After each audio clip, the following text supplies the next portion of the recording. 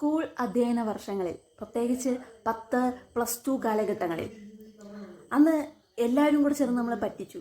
ഒന്നോ രണ്ടോ പേരായിരുന്നെങ്കിൽ നമുക്ക് തിരിച്ച് ചിന്തിക്കാനുള്ളൊരു ബോധം വന്നേനെ.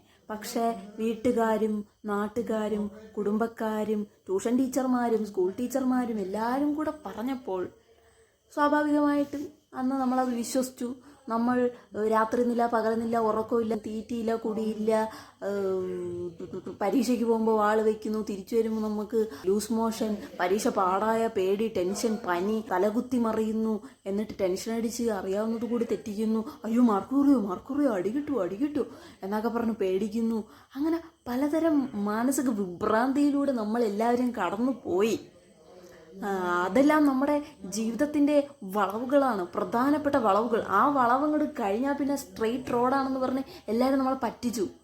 അത് ശരിയാണ്. ശേഷം നമ്മളത് കാലകാലങ്ങളിൽ പുതിയ പണികൾ കിട്ടുമ്പോൾ മനസ്സിലായി അതൊന്നും ഒരു പണിയല്ലായിരുന്നു എന്ന് മനസ്സിലാക്കിയ സമയങ്ങളിൽ നമ്മളെല്ലാവരും ഒന്നിച്ചു കൂടുമ്പോൾ അവരെല്ലാവരും കൂടെ നമ്മളെ പറ്റിച്ചളഞ്ഞല്ലേ എന്ന് ആലോചിച്ച് നമ്മൾ അങ്ങോട്ടും ഇങ്ങോട്ടും സങ്കടം പറഞ്ഞ് തീർക്കാറുണ്ട്. പക്ഷേ ഈ 10ാം ക്ലാസ് +2 നാടകങ്ങൾക്ക് മുന്നേ നമ്മൾക്ക് ഫ്രണ്ടിൽ ഒരു സിഗ്നൽ പോലെ വേറൊരു നാടകം അരങ്ങേറിയിരുന്നു. അധികം ആരും ശ്രദ്ധിക്കാതെ പോയ, ഇപ്പോഴും ചർച്ച ചെയ്യപ്പെടാതെ പോകുന്ന ഒരു പ്രത്യേകതരം സിഗ്നലായിരുന്നു അത് എല്ലാവർക്കും കിട്ടിയില്ലേ? പക്ഷെ അതൊരു നല്ല ഇമ്പാക്റ്റ് ഉള്ളൊരു സാധനമായിരുന്നു. പലരും അതിൽ വീണു. പ്രത്യേകിച്ച് അന്ന് നന്നായി പഠിച്ചിരുന്ന കുട്ടികൾ എന്തായാലും ഉറപ്പായിട്ടും വീണാണ്. ഞാനൊക്കെ അന്ന് നന്നായിട്ട് പഠിച്ച കുട്ടിയായിരുന്നു. അതെന്താണെന്ന് വെച്ചാൽ 9ാം ക്ലാസ്സിലാണത് കിട്ടുന്നത്. 9ാം ക്ലാസ് എന്ന് പറയുന്നത് ഒരു കുന്നാണ്, ഒരു മലയാണ്. അങ്ങനെ നിങ്ങൾ സങ്കല്പിക്കുക.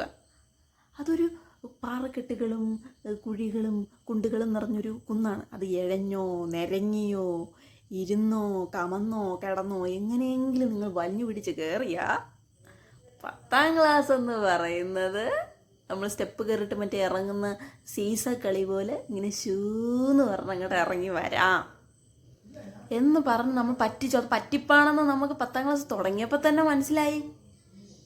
എന്നാൽ പിന്നെ ഇവർ പറയുന്നത് നമ്മൾ എന്തിനു വിശ്വസിച്ചു? എന്നെങ്കിലും നമ്മൾ മനസ്സിലാക്കിയിരുന്നെങ്കിൽ അങ്ങ് രക്ഷപ്പെട്ടു പോയാൽ.